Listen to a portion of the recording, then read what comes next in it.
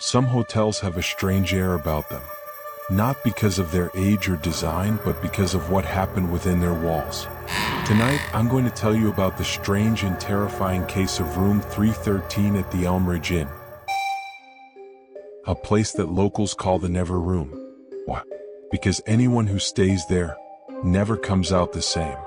This is the story of the girl in room 313.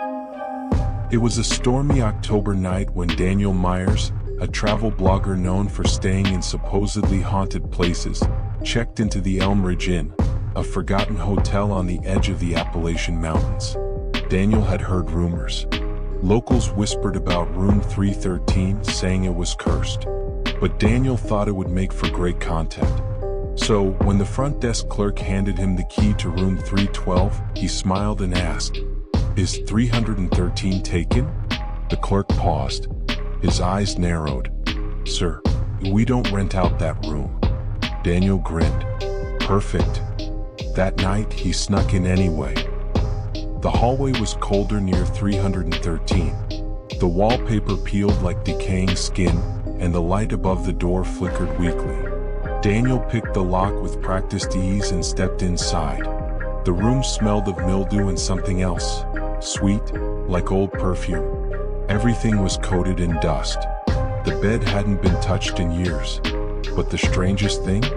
There was a porcelain doll on the nightstand, eyes wide open, lips painted in a haunting red smile. Daniel filmed everything, laughing, mocking, even placing the doll in his bag. That was his first mistake.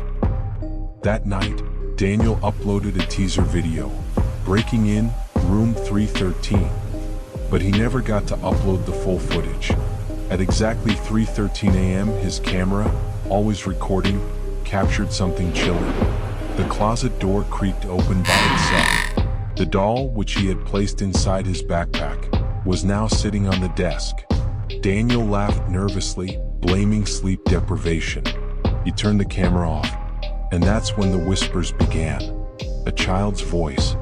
"Why did you take me?" Daniel turned. No one was there, but the doll was smiling wider. The next morning, Daniel looked pale. He tried to act normal in his breakfast vlog, but his hands were shaking. He asked the front desk clerk, an elderly man named Henry, what happened in room 313. Henry hesitated. Then he said, "In 1956, a girl named Eliza stayed there with her parents. She had that doll with her. One morning, the parents were found dead, faces twisted in horror.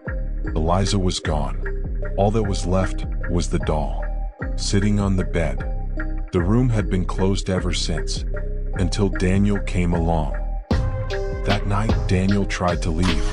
He packed his gear and drove off.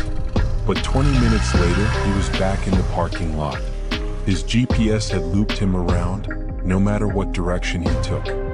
Frustrated and scared, he returned to the lobby. The clerk was gone. The lights flickered. The front door locked itself. He ran back to room 313, desperate for answers. But the room was no longer dusty. It looked fresh, like it had been lived in. A little girl's voice echoed down the hallway.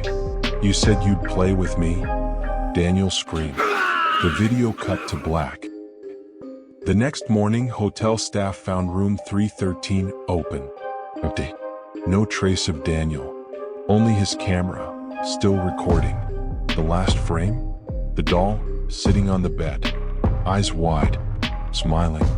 On the footage just before the battery dies, you can hear him whisper, "I never wanted to stay, she made me." To this day, Daniel's channel remains online, frozen in time. And room 313? Still sealed. Mostly. So the next time you're booking a hotel room, check the number. And if you see a porcelain doll staring at you in the night, run before you're invited to stay forever.